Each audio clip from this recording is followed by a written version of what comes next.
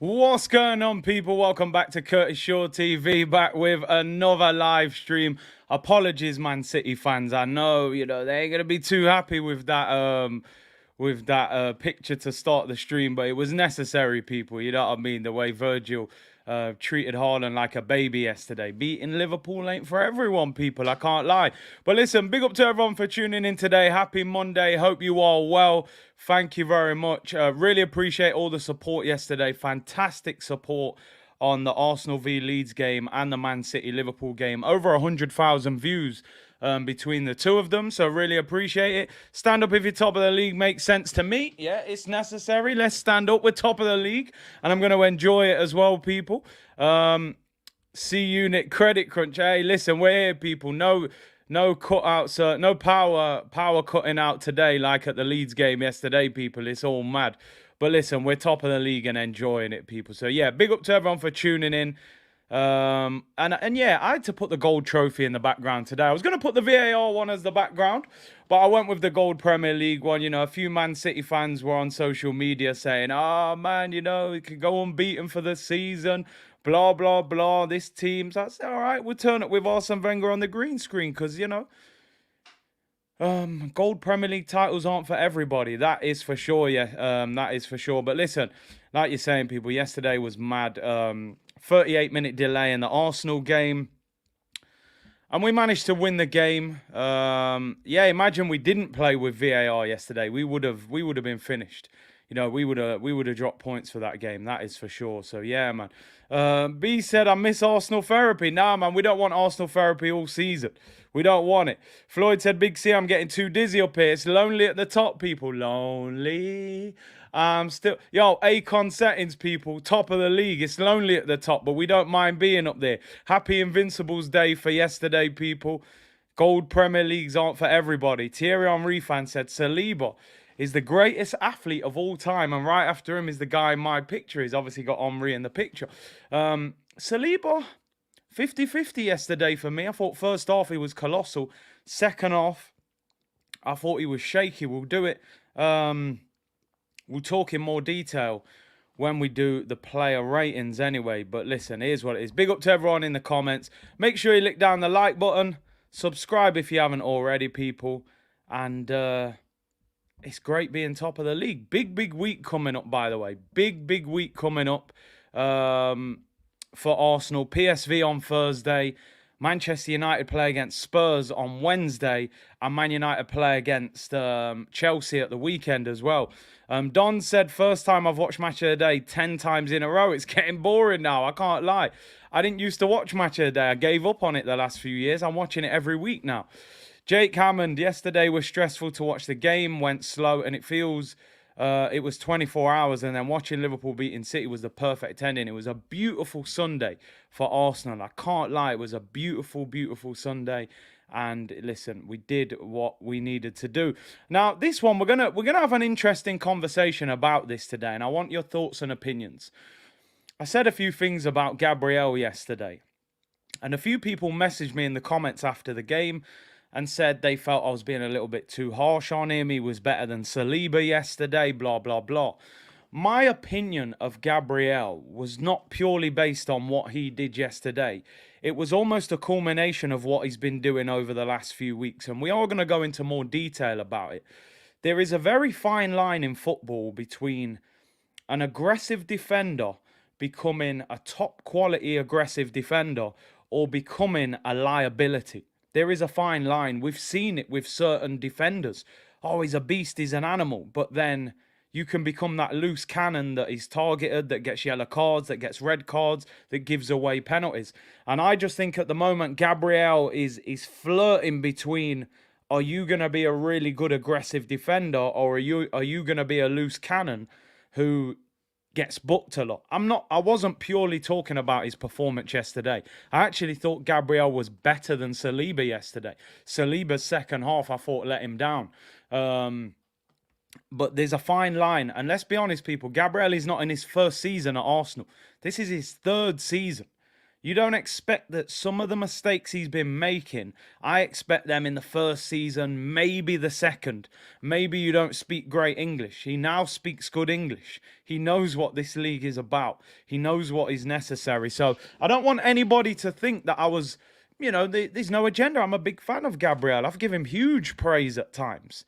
For how he's done for Arsenal, but let's not close our eyes.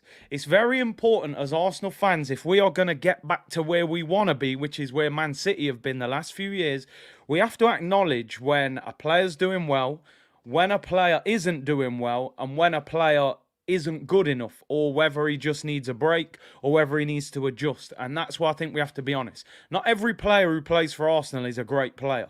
Some of them are good, some of them need coaching, some of them are not quite up to it. Some of them are really good. We can put them all in different categories. I'm just being constructive. Gabriel in the last few games has made mistakes, but we're going to talk about them in player ratings. I thought yesterday he was fairly good, but I have still got a little bit of criticism from what I saw at the end of the game, towards the end of the game from it. But we'll talk about it. We will talk about it. Gabriel learned from David Luiz. DV said Gabriel was wrong, but Saliba hasn't been good in the past few games. It's not talked about. It's like anything though, isn't it, DV, right? When you've got credit in the bank and you lose a little bit of money, you'll be all right because you had a big amount there anyway. When there ain't as much money in the account and you have a big weekend in the casino, all of a sudden you're in your overdraft and you're getting phone calls from the bank manager. I would say that Saliba has a lot of credit in the bank because of how he's been playing this season and the praise that he's got, the fact he's in the French squad. So a couple of quiet games from Saliba, I think he's not going to be criticised in the same way as Gabriel, which is unfortunate, but that's the way life is. Fitz, hope you're well, bro. Thank you for the super chat. Said the major problem I have with Gabriel is he never gets man of the match, and I can never see him doing so. A player in his position should be getting man of the match in small and big games. He's not good enough. Yo, Fitz, I mean, I'm just trying to ease off our little Gabriel discussion we're having. You've jumped in and let off the whole clip on Odegaard. Jesus. I'm not even prepared for this comment. I speak about Martin Odegaard quite a lot as an Arsenal player because he's somebody that I always kind of feel like we can get a little bit more out of him. I'm almost getting to the point with Odegaard where do I have to just understand that he is a moments player? Sometimes you have moments players that they don't do that much in a game, but they have a moment. His through ball to Saka yesterday was his moment. The little flick that he did to Gabriel where he puts it over the bar, Gabriel Jesus, that was his moment. I think Odegaard is one of these players that he doesn't boss games. He doesn't grab games by the scruff of the neck like a Kevin De Bruyne, but he gives you quality moments that can make the difference. And I suppose without him, how many creative players do we have?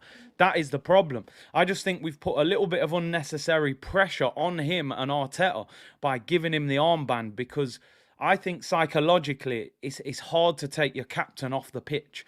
So sometimes Odegaard's not playing great and you're like, do I take him off? He's the captain. It doesn't look good if he keeps taking the armband off. But I thought he was okay yesterday. But we'll talk about that in player ratings. Big up Fitz anyway. Vindaloo said, Curtis, you're spot on. Mistakes can't be ignored. You can't ignore them.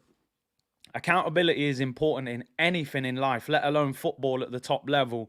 If you make mistakes, you have to be questioned. If you constantly make mistakes, then I do think that you have to say, why are you doing this? Why is Gabriel now making mistakes on a regular basis when he hasn't really been at certain other times? So listen, good discussion, good topics of discussion. I don't think any of the players played really bad yesterday. I just sometimes think some of these players, we can get a bit more out of them, and you have to try and maximize every player's potential. Fitz Schmurder, man just came in and let the clip off. I weren't even ready for it, Fitz. It's all mad people. Colin said, good with Odegaard out the way. We can move right on to the get Maddison in January. I have to admit, right, I would still like to see a Maddison come to Arsenal, but then I suppose if you got Fabio Vieira or Odegaard, they're probably not going to. I thought Martin worked his socks off yesterday. There's no doubt about that, Nicholas. He always works his socks off. To be a top club, you have to look beyond working your socks off. You ever seen Lacazette not work his socks off for Arsenal? Most of the time he came off the pitch, he was stumbling off the pitch, he'd worked that hard. At the end of the day, Lacazette working his socks off is not good enough. I always think you have to be careful how much you praise a player at the top level for working hard. I think that should come as standard. I doubt your manager in your job has ever really come to you and said, well done for working so hard. They're not bothered about that. They want to know what you produced. How good was your project at the end of the week? If your project's rubbish and you go, well, I worked hard all week, they don't care. So I respect Odegaard's work rate, but I expect everybody to work hard. If the player doesn't work hard in an Arsenal shirt, there's a serious problem. So I'm mindful of praising people too much for working hard. I think that should come as standard. Anyway, we're 12 minutes in. Let me not waffle on too much. I don't want to do the Arteta press conference before we even get into it. Let's talk about the game yesterday. Player ratings. We'll discuss how the game was won and how it could have been lost. And like I said, appreciate everyone who tuned in for the watch along yesterday. It was definitely an interesting one in terms of, I mean, the game was delayed for 38 minutes and it was a crazy one. It was an absolute crazy one. South London's Finest said Odegaard needs a more creative partner next to him. As much as Xhaka is doing his thing, we need a more creative eight. I think we need a different option so that you can have maybe two ball-playing centre mids at times and then Partey as the protection.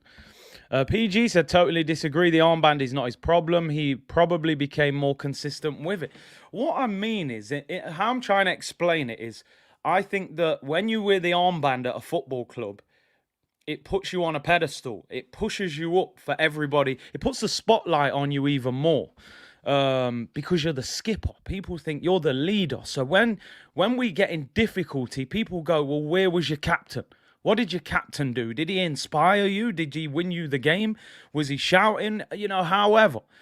So I'm not saying that the armband has changed anything about what Martin Odegaard is doing. What I'm saying is I think the armband puts the spotlight on his performances even more in terms of what he's producing. So, yeah, listen, but I get your point. Faz said your two watch-alongs yesterday were epic. They were almost the polar opposite. The Arsenal one was just tense and stressful, and the Liverpool-Man City one was just pure vibes. I probably enjoyed watching the Man City-Liverpool game more than the Arsenal one, because I couldn't wait for the Arsenal game to end at 1-0. Safar, thank you very much for becoming a member. Really appreciate it. Member stream, we'll probably do one this week before the Southampton game at the weekend. Maybe we'll try and get one on Friday after the Europa League.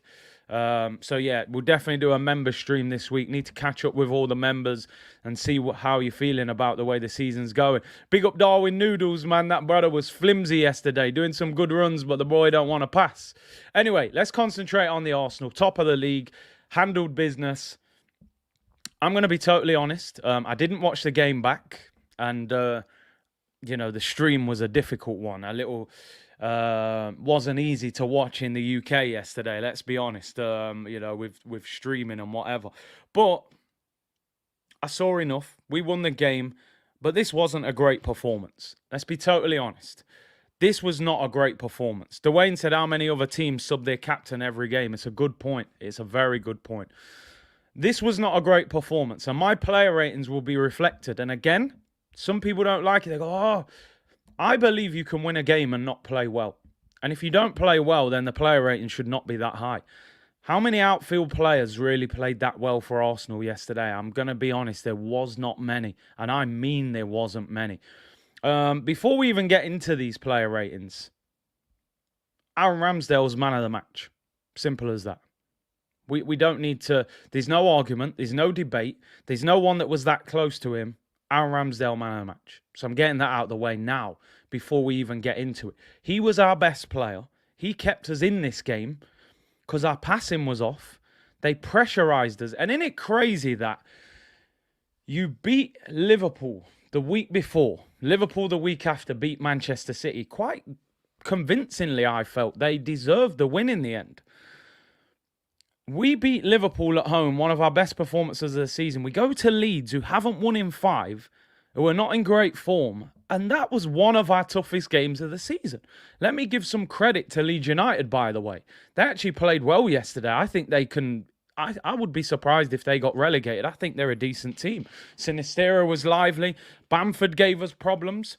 You know, you can play against all these top strikers and it can end up being a Bamford or a Mitrovic or an Ivan Toney or a Shea Adams or just a striker in the Prem with know-how, with physical presence can cause you problems. So I think you split the way you look at this game and this performance for Arsenal yesterday. The result is absolutely amazing. I don't care what anyone says. That result on that performance with all that drama we had around that game and then missing a penalty, I think we look back on that game at the end of the season and go, yo, do you remember that game at Leeds when the power cut out, when they missed a penalty? We thought we had a red card and we beat them 1-0. Fantastic result for Arsenal yesterday. I think we lose that game a year ago, 2 years ago. I think we crumble and get beat. But we got resilience. We got backbone. We've got them cojones that Troy Deeney used to talk about. We've grown up here. Yeah, we don't just lie down now and get our bellies tickled. We can stand up and fight now. And I think this is the difference with Arsenal this season. That resilience, that fighting spirit, that ability to grind out results. And we always say good teams win when they don't play well. I think 2 years ago we lose that game quite easily as well. I think they bully us and win that game. Fat said all the lads showed great courage and resilience, 100%. Malaysian Guna said fair play to Leeds, definitely. I thought they can take a lot of pride out of that performance. They should have at least drawn that game. Buenos Aires Guna, good fabulous Monday morning, Curtis Bro and the fellow Gunas. Big up yourself, bro. Christian with the super chat. Big C, the OG. We got one out of the mud yesterday. I'll give this team credit. Looks like we can grind out results now. Every week is a different test. Yeah, and we're gonna have to keep grinding out results. Big up my brother Turkish in the chat. Make sure you check out the Big Six tonight. I believe, correct me if I'm wrong, I believe I saw it was on at 9 o'clock. I just want to make a quick request though, Turkish, my brother, if you're still listening. We want to see Big Steve tonight because I want to see him get cooked, you know. Every time he's on the show, City win, he's enjoying himself, living the high life. Hugh, I know Hugh's the main Man City guy, but I feel like Hugh don't deserve that. You know what I mean? He's young, he's new to the channel, he's a nice kid, you know. I want to see Big Steve on the barbecue with some jerk chicken and he needs to get cooked. Yeah, I want to see Grizz Teta cook Big Steve tonight. That's my personal request. I don't know if you can make that happen. You know, it's a bit harsh on Hugh. Maybe he needs a little step aside money just for one night. But I want to see Steve on the barbecue, nicely seasoned and cooked. I'll be tuned in anyway, people. But big up my brother Turkish. Make sure you check him out at 9 o'clock tonight. Looking forward to the show as well. Anyway, let's continue with the game. Player ratings. One thing that's interesting for me, I mean, Leeds, 16 shots, 4 on target, 47% possession. Arsenal, 9 shots, 4 on target. Let's get into the player ratings. Both centre-backs booked yesterday as well. As I said, before we even get into these player ratings, man of the match. Steve will see what we can do. There we go. Get him on, man. Even if we get him on for 10 minutes. Just throw him in the microwave for 10 minutes. A quick cooking, you know. But anyway, player ratings. Aaron Ramsdale, man of the match. Again, I'm leaning on the community for these player ratings because my stream yesterday, it was hard for me to watch this game in full. So you may have some opinions on some of my player ratings. But Aaron Ramsdale was fantastic. I'm giving him a 9 out of 10. I think he kept us in that game. Made some great saves. His distribution was good.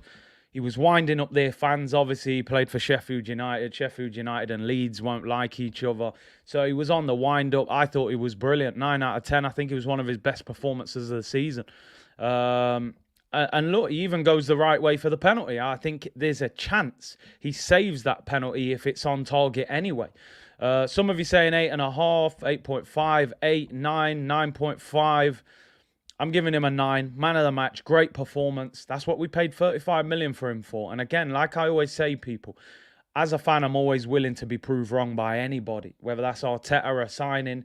As you know, when we signed Ramsdale, I wasn't happy with that signing. I didn't think he was good enough. But He's been fantastic. Can he get Pickford out the team? A lot of people saying that he should be England's number one. I've always said, and I stand by this opinion, it's difficult for Ramsdale to get Pickford out of the England team, even if Pickford is poor for Everton, because Gareth Southgate has seen Pickford perform for him in major tournaments. He trusts him. It doesn't matter if Ramsdale is playing better than him at club level. Southgate judges him on what he does in an England shirt. And that's the problem. I still don't think Ramsdale will play ahead of Pickford at the World Cup. I think with Maguire, it was the same thing with Maguire, but now Maguire's actually playing bad for England as well. So that will probably change. You look at the way Gomez played yesterday for Liverpool, he will have a case. But I don't see him getting in the England team for now. Yeah, no, listen, Turkish people always saying he should be playing over Pickford. I'm like, well, should he though? It's a Southgate selection. He's done the business for England. I always remember Miroslav Klose for Germany. This brother I remember at the back end of his career, he was at Lazio one year, I think. He sat on the bench all season. He went to the World Cup, and I think he was top goal scorer in that World Cup.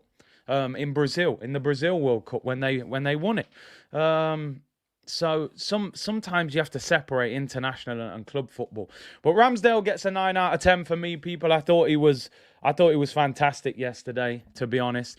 Anthony, thank you for the super chat. That win is the kind of match we've been losing going way back to even the Wenger's years.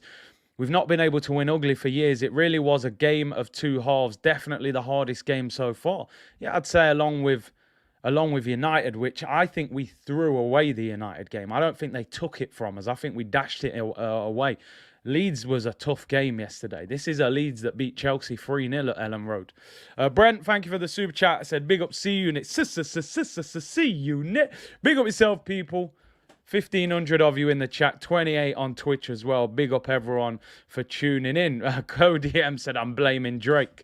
He lost, $500,000 yesterday betting on Arsenal and Barcelona.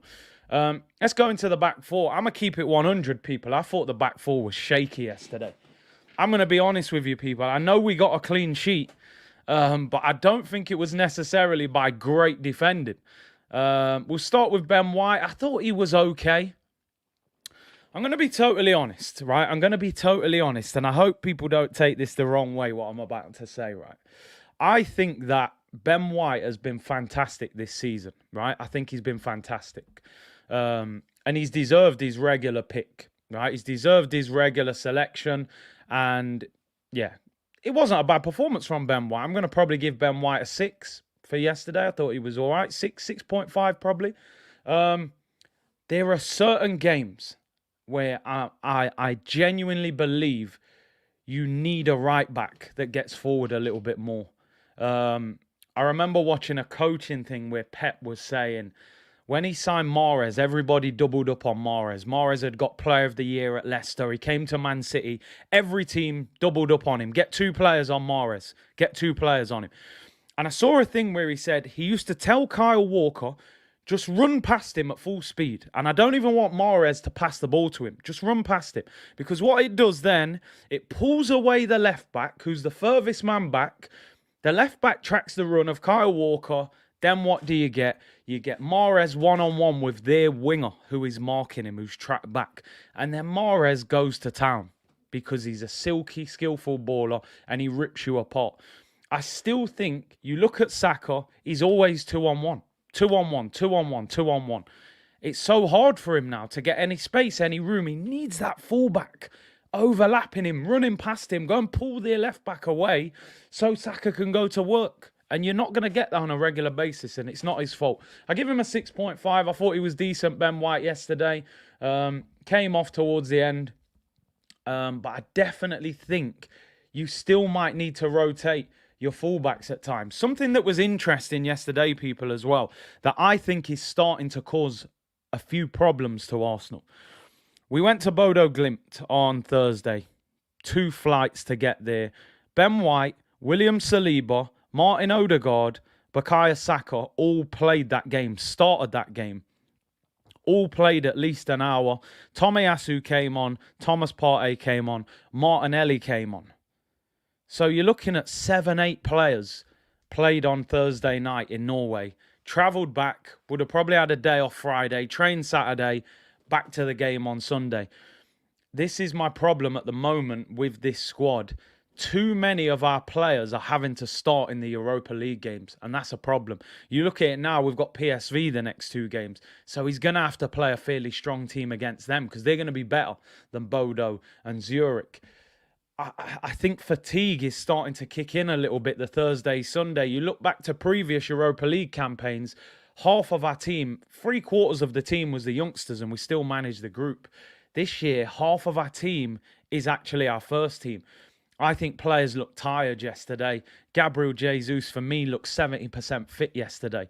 So, as I keep saying, and I won't stop saying, we will see what the Cronkies are really about in January. Because if they don't strengthen this squad, they could potentially throw our season down the drain. Because a few injuries and fatigue after the World Cup, and we've got a problem. But if we go and get 2 quality players in, we've got a chance of achieving something. Who knows what we can achieve? So let's see what the Cronkies are really about when it comes to January. Alberto said, Curtis, we really need to improve our bench if we're going to compete this season. We need a centre-back, a DM and a striker. Eddie is not good enough and Gabriel is error-prone.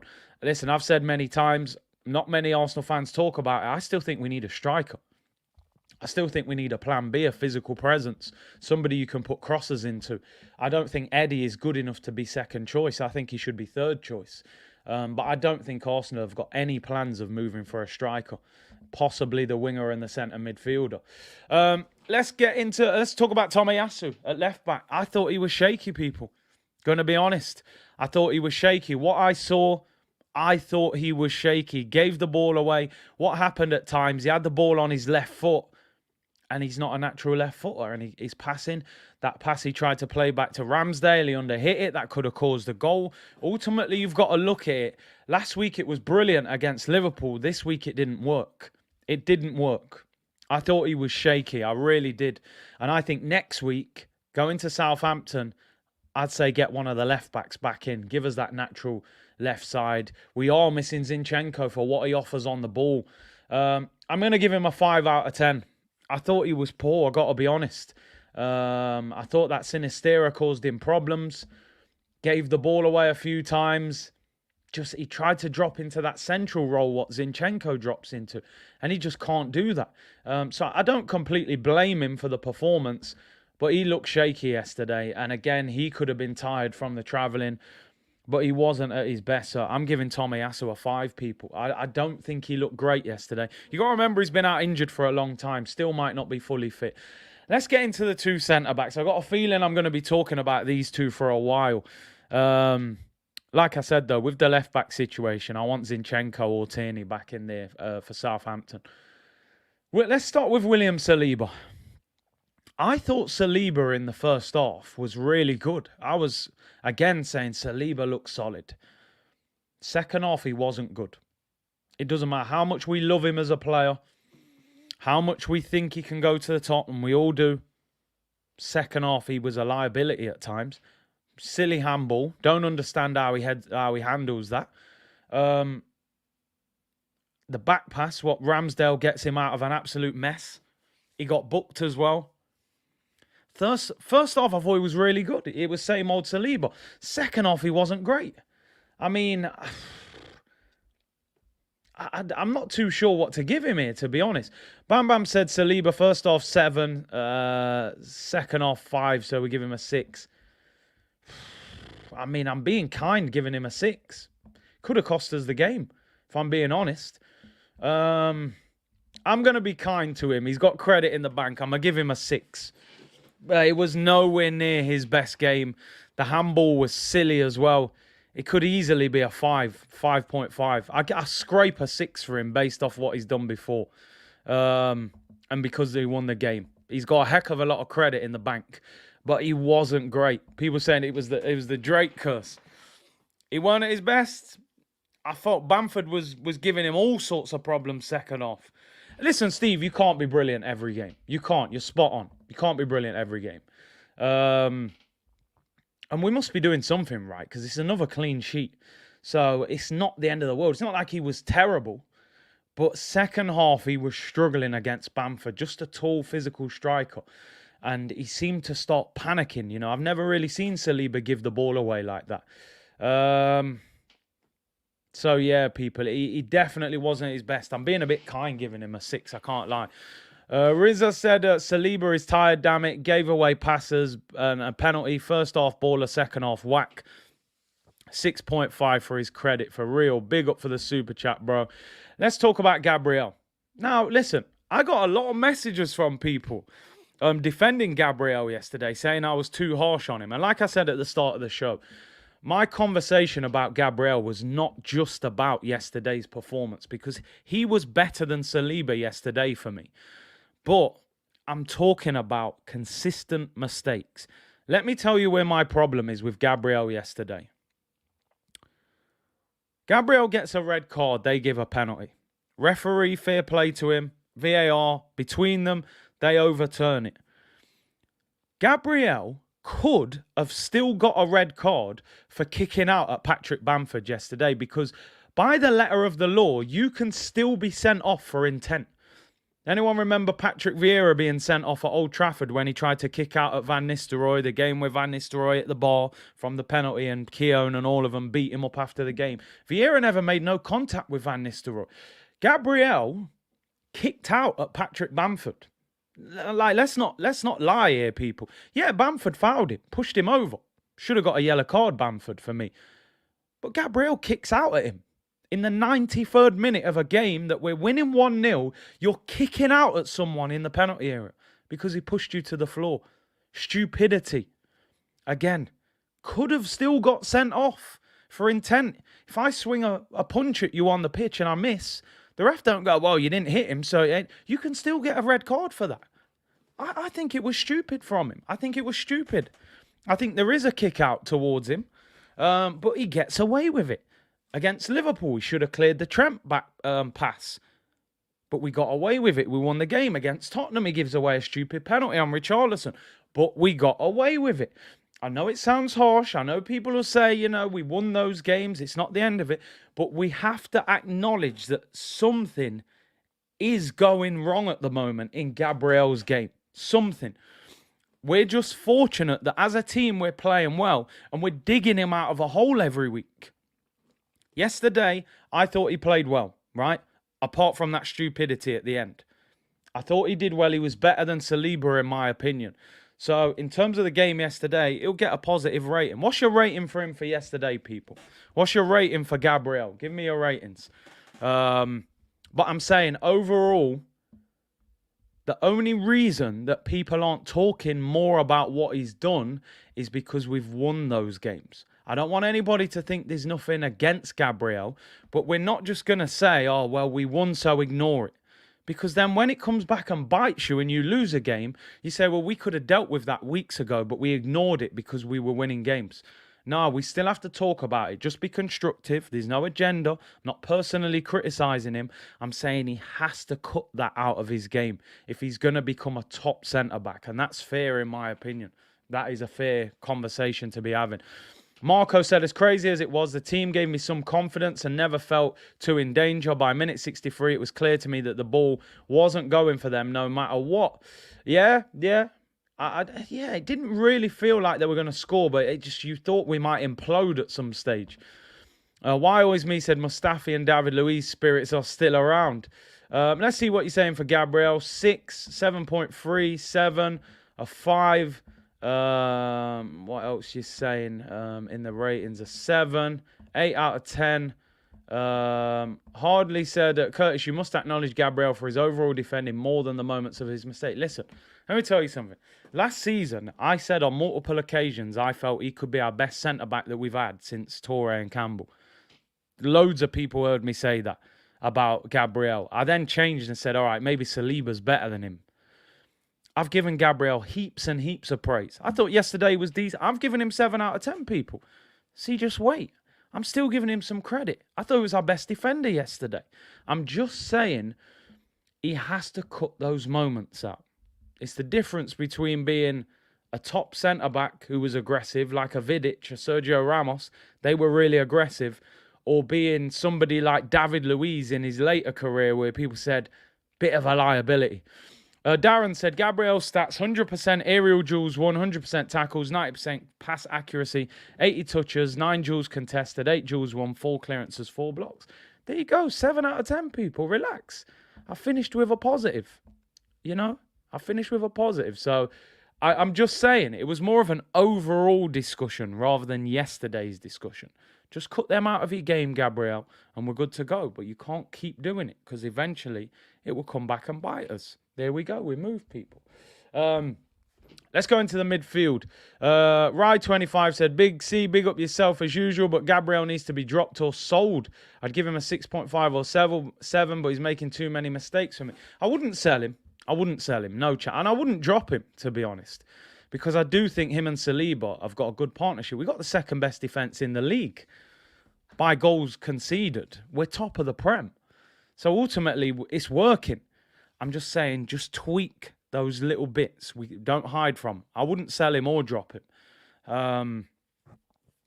You need to work with him on the training ground. That's what Arteta's getting 8.5 million for. So yeah, no way I would be selling him. No chance. I personally believe Curtis will always signal Gabriel every week. We won. That's the main thing. Nah, man, legend. Listen, we can't do. I believe in football. If you win, you can still talk about the things you did wrong.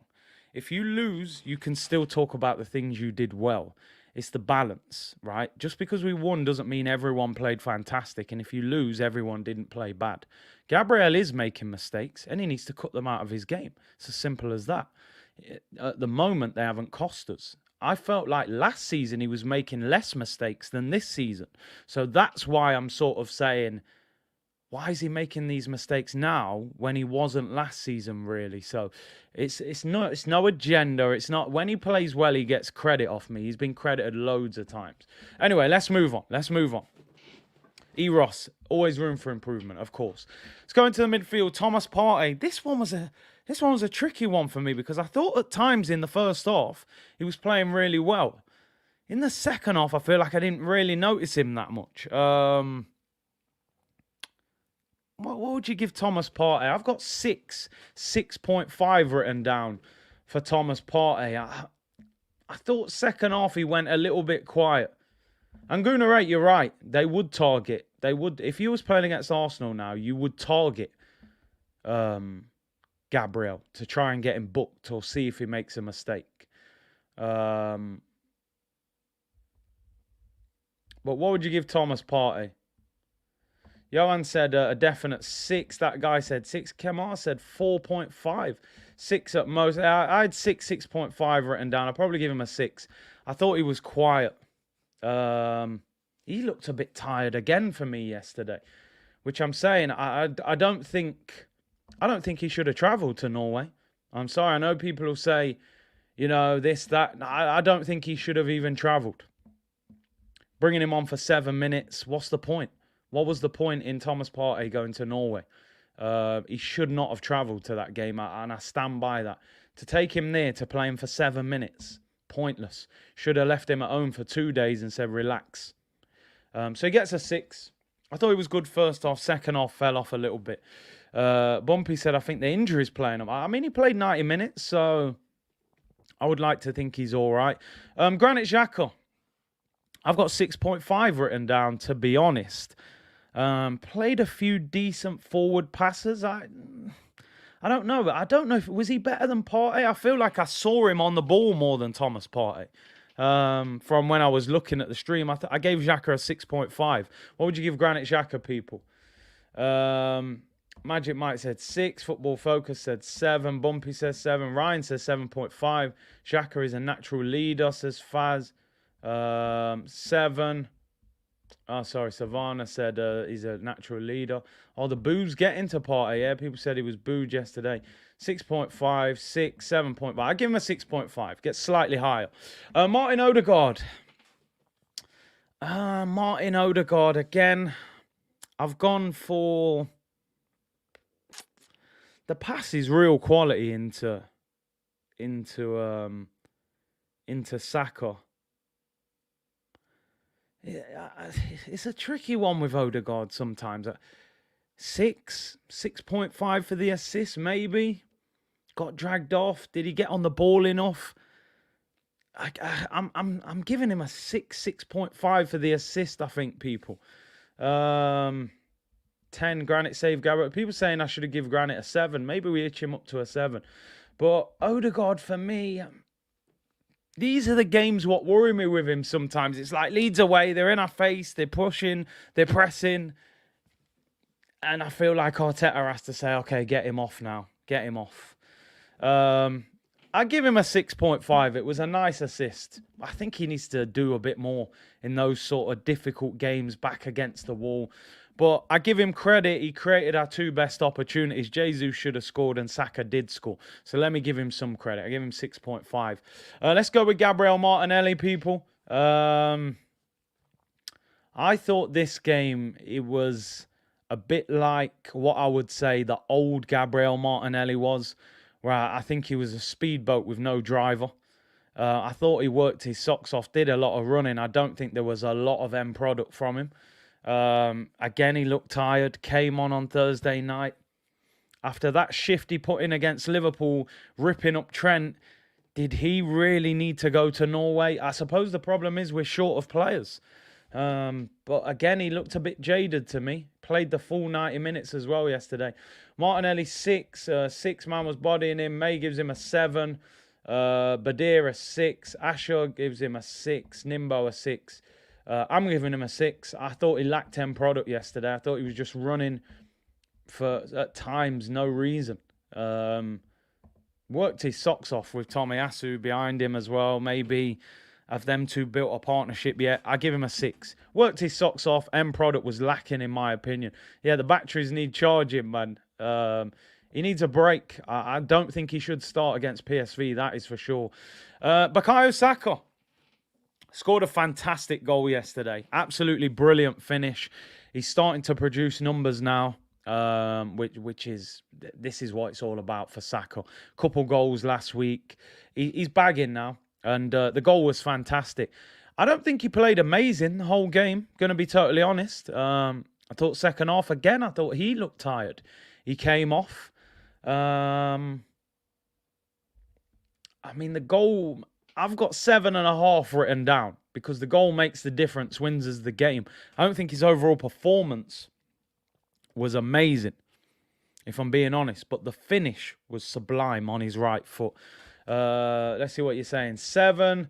Saka starting to cook. 7. 7 again. 8. 7. Most of you saying 7. I've given him 7.5 for the finish. Great finish on his right foot. Roof of the net. Wins us the game. Didn't do that much apart from the goal, but goals win football matches. So let me credit him for that. And then we'll finish with Gabriel Jesus. Gabriel Jesus, again, worked his socks off. But I'm not all about praising people for working hard. I thought this was one of his quietest games in an Arsenal shirt. He didn't look fit. He didn't look fit yesterday. And this is what I'm saying.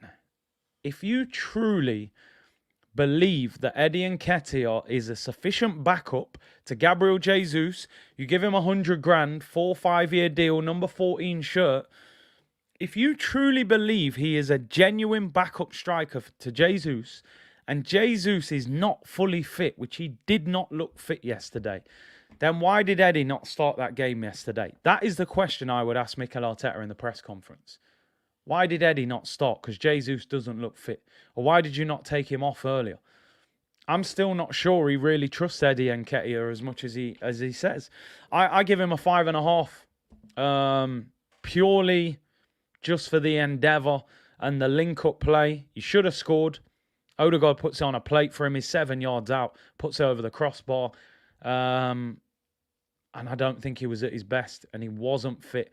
He shouldn't be playing against PSV in the week. We need to save him for Southampton. Because I'm telling you now, if he gets injured, Eddie ain't the answer. And I don't care what anyone says. I do not believe that Arteta fully trusts Eddie Nketiah, even though he gave him that massive contract. So I give him a 5.5. I would genuinely consider moving Martinelli central ahead of Eddie. I'm going to be totally honest, just for the pace and stuff like that. If you had maybe Smith Rowe who could play out wide if he was fit, but that's a whole other discussion in itself, people.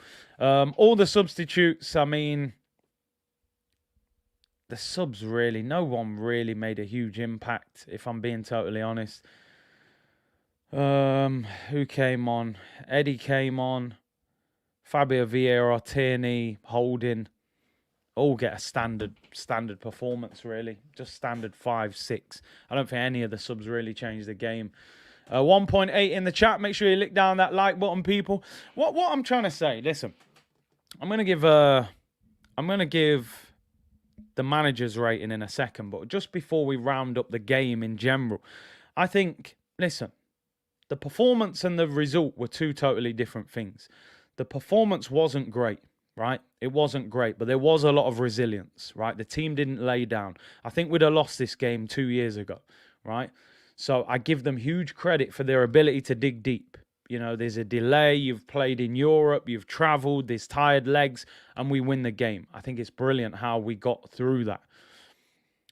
But there are some warning signs, and I think it's always better to deal with a problem when it's just a warning sign than when the alarm's going off. Some of these players are starting to look tired, right? Some of these players shouldn't be playing on Thursday night in the Europa League. They need to rest. You may even have to risk getting a negative result in Europe for the sake of the Prem. You know, like I said, Ben White, Odegaard, these guys started in Norway on Thursday. Why did Thomas Partey travel to Norway to play for 7 minutes? I don't think he should have even gone over there. Put a youngster on the bench and bring him on for 7 minutes. We've now got PSV back-to-back. That will be the harder games of this group. So hopefully we beat PSV at home on Thursday. That will have us through. And then maybe you can go to PSV away and rotate. But these guys, we have to be careful. We know a Thomas Partey injury, a Saliba, a Jesus, a Saka injury would be pivotal at this stage. So you've got to rotate properly. Mikel Arteta, I'll give him a 7 yesterday. I'll give him a 7. I don't think any of the substitutes changed the game in any way. I question why Jesus was on the pitch so long. I think he could have come off earlier. But we were okay. We won the game. Giving away penalties for handball and stuff, he can't expect that to happen. So overall, he gets a 7. Still a positive result for us, a big win. Proactive, not reactive, exactly. That's what the big teams do. React, be proactive, think, right, I can see a problem here. Let me deal with it before it becomes a big problem. Great result, won the game, top of the league, another clean sheet and a win, and we move. But just keep an eye on the warning signs. Couple players look tired. Couple players didn't look fit. Couple players making mistakes. Let's get that balance right. For me now, I think Tomiyasu came in, did a job against Liverpool. I think next week you bring in a natural left back now. I think you get Zinchenko or Kieran Tierney back at left back. And I think we'd be a little bit more flexible in that sense. Granit Xhaka said, Curtis, did you see how Gabriel yelled at me? All I said to him was his hairline is so far back that he always makes Bamford onside. Oh, dear, it's brilliant. Let's get into press conference reaction from Mikel Arteta, people. Let's hear what he had to say after the game. Listen, the way he celebrated after the game. And I tell you what, the man of the match actually was probably the electrician who fixed the VAR, because I don't know if you know this, people, but they're now saying that the game would have been called off if the VAR wasn't fixed. They weren't willing to play a game in the Premier League with no VAR, and we're probably quite lucky. Just quite interesting, people, that the first goal, the first penalty, Leeds were offside in the build-up to that, and VAR never even checked it, which is a shambles. So if he would have scored that penalty, there was actually a clear offside in the build-up to them winning that penalty. That was ridiculous. But big up the electrician, man. Whoever you are in Leeds, 10 out of 10. Because if you never fix that, bro, we weren't winning that game. You know what I mean? So, yeah, man. Big up the electrician. Big up the Sparky, man. He sorted us out. Maybe he gave us that spark that we needed. Sorry, it's a dad joke. I'm here all week, people. Anyway, let's move on. Press conference reaction from Mikel Arteta. He will have been delighted with that result. Oh, more merch. Originals Essential Collection. It's essential that you buy this, people. Smith Rowe is injured, but he's still working in the background. Get your originals, essentials for Christmas. Christmas coming up, people. I've stayed away from it. I've stayed away from merch despite the Liverpool win. I didn't buy the black and gold hoodie. Anyway, let me not do Kroenke's work for him. Start advertising. On a dramatic afternoon in Yorkshire, we showed heart and character to hold on to take the 3 points back to North London and remain top of the Premier League table. Let's quickly go through the merch. Safra, I gave Arteta a 7. The electrician is a gooner. Yeah, 10 for the electrician, man. ESR hustling, man. Man said, I can't train, but yo, let me promote some merch.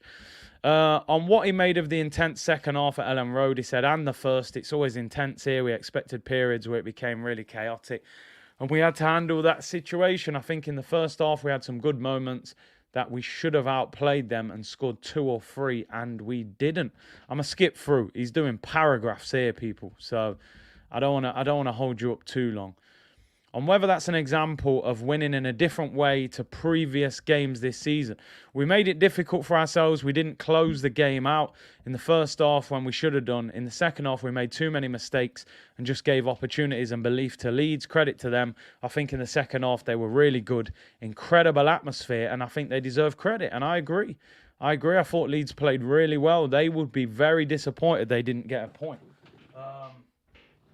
Because, you know, Bamford missing a penalty. Bamford, by the way, 10 out of 10 for Bamford as well for dragging that penalty wide. Thank you very much. Nyamin Waffles, sipping syrup. Top so much better on this coma music. So much better. Anyway, let's skip through, people. I want to get through this. On his thoughts about the late penalty being overturned by VAR, he said, I think the decision is clear. I haven't looked back at it, but when everybody is telling me the same thing, I think there are no complaints. Like I said, man, the VAR did its job yesterday. It did its job. Man said Bamford. Bamford is a gooner. Bamford is a gooner. Cha-la-la-la. Bamford's definitely a gooner, man. Chelsea got rid of him, didn't they? So he probably, you know, he thought, I'll support another London club, seeing as Chelsea got rid.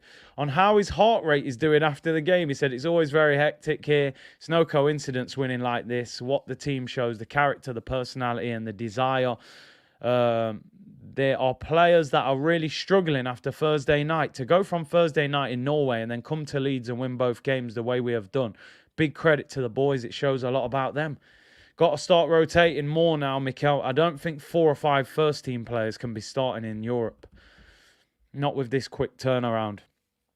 On whether this was one of the toughest games so far, it said it's always really tough coming here when you see the results that happened here earlier in the season. Firing smoke at Chelsea there. Holding the 3-0 corner leads earlier in the season. Yeah, we've always rated VAR. Called us Varsenal yesterday. But realistically, when you think about it, it didn't do anything that it shouldn't have done. They shouldn't have even had the first penalty because he was offside in the build-up to it. So we actually got done in by it. A lot of Leeds fans are on the TV going, oh, VAR let them off. Actually, it did you a favour because you shouldn't have even got the first penalty. So, yeah, man, VAR just did its job. Just did its job. Saliba and Jesus both on 4 yellow cards. There'll be a suspension eventually, won't they? I'm sure. He said, on whether the delayed kickoff affected the players, he said, obviously you go to the MLS. This is very common.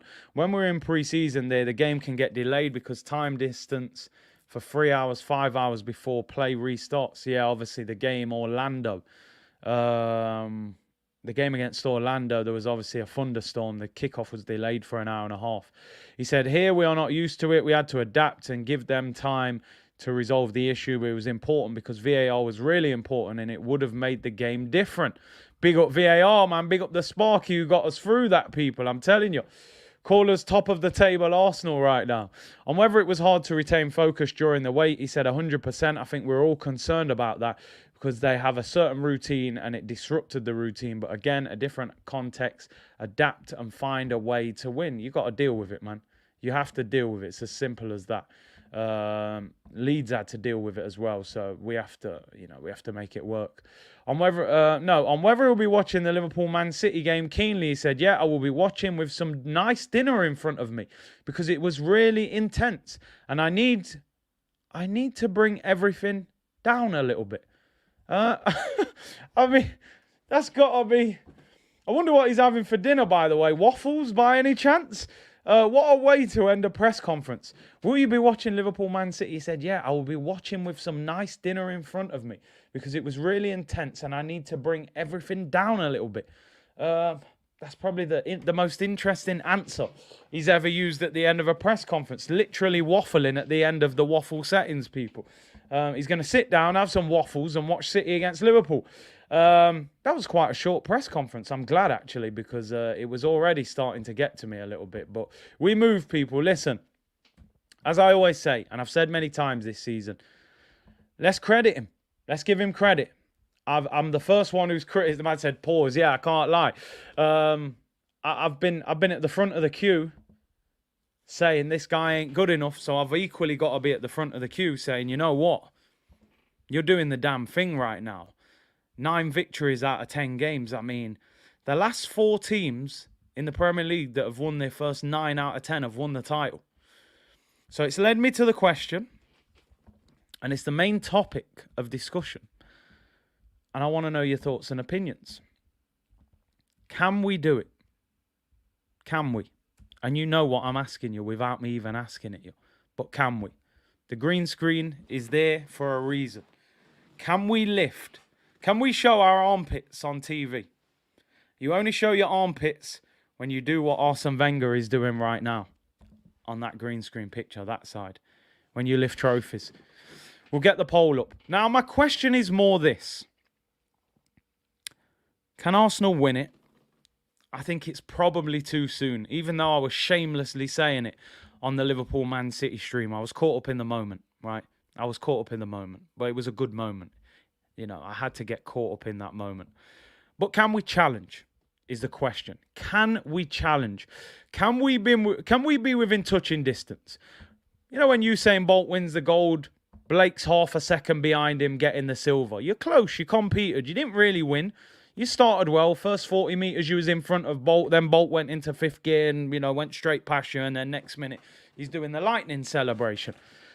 I looked at that Manchester City team yesterday, and I know it was Liverpool, and I know City had players missing, and it was a tough game. But they looked vulnerable yesterday. There was a vulnerability about Man City that I haven't seen for a while.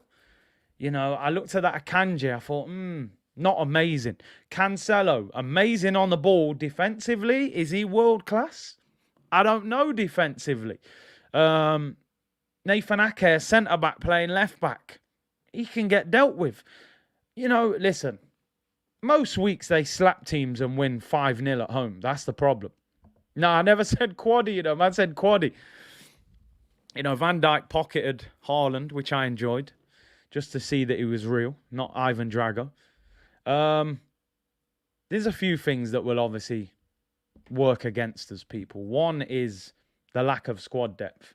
You look at the game yesterday, just as an example, Manchester City on the bench yesterday had they had Laporte, who would start at majority of Premier League teams, left centre-back. They had Riyad Mahrez, who's a top winger. They had Jack Grealish, £100 million player. Alvarez ain't bad. Gomez ain't bad. They still had no John Stones, no Kyle Walker, no Calvin Phillips. So it's the depth. We don't have the depth. And we don't have as many match winners as them, of course. Haaland's going to score 35, 40 league goals probably this season. But if you look, he does have an injury record from Germany. Listen, I think Man City win the title, right? I think Manchester City win the title. But I want us to compete. I'm going to be honest, I've changed my target. I was just saying get 4th. I don't care where you finish in the top 4, just get 4th. I want to hear the music. Right? I want to hear the music at the Emirates next season. I actually think I'm being a bit greedier now. I want more than 4th. I want us to compete. And I want us to win a trophy as well. And I want us to go for it. I want us to go and sign a centre midfielder and a winger in January and show some ambition. I don't think we finish above Man City. I think they've got more quality than us. But I want us to give them a run for their money. I want us to still be close to them in March, April. Still trying to get there. So I'm going to put a poll up, people. First poll of the day. Lester Freeman says, why can't we do it? We are Arsenal. We move. I like your confidence. Christian said, got to stay attached and see what happens. Honestly, the last 2 times we played City, we were right there and imploded. I think that game will be tight. I'm telling you, I wish we were playing Man City this week. We were supposed to play them on Wednesday. I think what's giving me a little bit more confidence with Arsenal now is we're winning the games where we're supposed to win them. We was losing these games before. Even though Crystal Palace away is a tough game, Arsenal are better than Crystal Palace. And we beat them. Even yesterday, I think we usually lose that game. But we won it. Southampton next week, we got a terrible record there. I'm confident we beat them next week. Can we compete with Man City for the title? That is the question. And the key word is compete. I'm not saying win it. I'm saying compete. There's the first poll of the day, people. Let me know what you think. Just stay close to them. Go to that World Cup in front of them. We're now 4 points clear of them. So if anybody tuned into the Liverpool-Man City game yesterday, and saw me singing You'll Never Walk Alone, forgive me. I was caught up. I was in a real Arsenal moment, and I wanted Liverpool to beat Man City. So, yeah, you would have thought I was in Brookside yesterday if you watched it. You're in it until you're not in it, and I keep saying it. Until we're not in the race, we're in the race. So stay in the race. Man United this week play Tottenham and Chelsea. 3rd, 4th, and 5th. Teams are dropping points there. It was imperative that Man United lost yesterday because their running is not that difficult going to the World Cup. Man was looking like Erling Shamak yesterday. He looked normal yesterday. Van Dijk made Haaland look like a little kid yesterday. Said, little man, relax yourself. There's a different level today. Fitz said we need to properly strengthen in January. Get 4 points from City. Don't lose to any of the top 6 whilst constantly doing well in between too many variables. And I hear you. I still think it's far-fetched for Arsenal to win the title this season. I really do. I don't think having 13, 14 players can win you a league. You need 17, 18 that you can rely on in the first team. However, stay top. Get Zinchenko and Smith Rowe back. Sign 2 players in January. Who knows what can happen? Who knows? You only need Haaland to get injured, De Bruyne to get injured. They're not quite the same team. Elliot said, get me to the World Cup break and we can talk. And that is from a man on the train. I'm at the station. I've hopped over the barriers. I am at the station. I haven't boarded the Mikel Arteta train yet. But I'm not far off. I'm going to sneak on. But I'm not paying for my ticket. We changed our projection last year on top 4. Yeah, a lot of people last year were saying, we're not quite ready for top 4. Then we said, hold on, we should get top 4. But then we didn't buy Vlahovic, we didn't sign a centre midfielder, and we bottled it. So this January is imperative. Get your checkbook out, Kroenke. Jashar, big up to you, bro. He said, big up Curtis, love being top. But we've needed more squad depth from the summer. If Partey or Jesus are out, we are in problems. Same thing happened in January. KSE out if they don't maximise. I'm telling you now, right? I've gone quiet on the Kroenkes because whether I like them or not, number one, they're not selling. Number two, the fan base are not willing to do what it might take to try and force them to sell. And number three, they have backed the manager. So everything's simmered down and gone quiet. We come out of January with no signings. I'm sorry, I'll be on their neck again because they have to show some ambition in January. I don't want to hear about, we're going to have a big summer. John Cross saying they're going to have a war chest in the summer and spend 200 million. I don't want to hear none of that. We need a centre mid, sign a centre mid. We need a right winger, sign a right winger. Gakpo plays against Arsenal this Thursday. Let's see how good he really is. We play him the next 2 Thursdays. There's centre mids out there that we can get as well. January will make or break the direction of our season. And let's see what these Kroenkes are really about. Daniel Bailey, big up yourself, bro. Hope you're well. He said, we can't match them in terms of squad depth, but we can capitalise on them dropping points. Listen, 10 games in, City have drawn 2 and won 1. Drawn 2, and lost 1, 1-7. They've dropped points in 3 games out of 10. We've only done it in 1. So there's something there, but there's still a long way to go, I would say, people. There's still a long way to go. And just briefly, before we finish, We're being linked with this guy again, and I'm honestly I'm gonna talk about this for no longer than 2 minutes because I even get bored of talking about this guy. And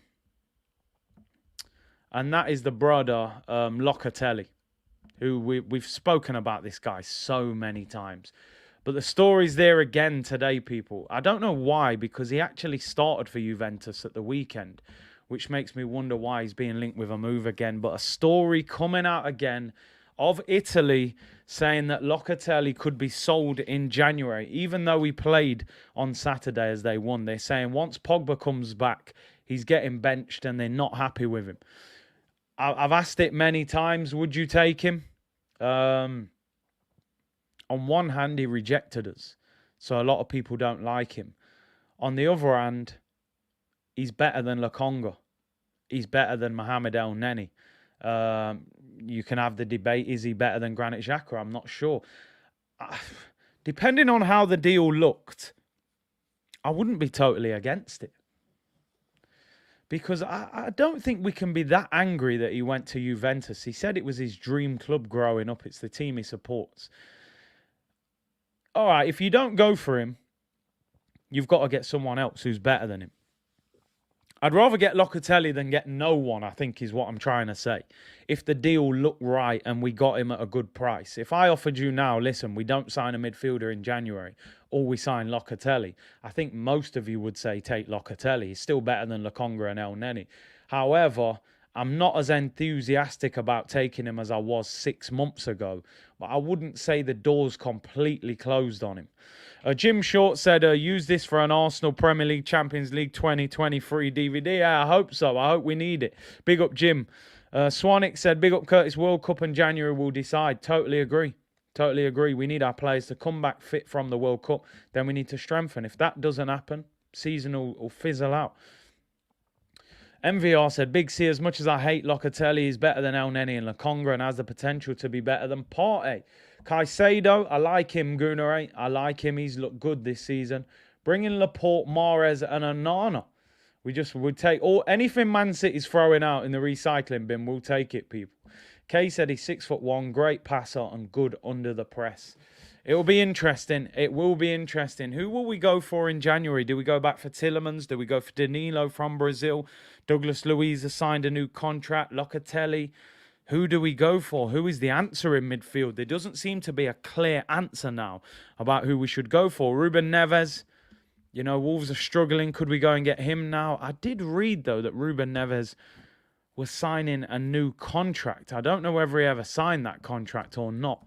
Let's see. Ruben Neves' contract expires. How long's he got? It says 2 years. Is that right?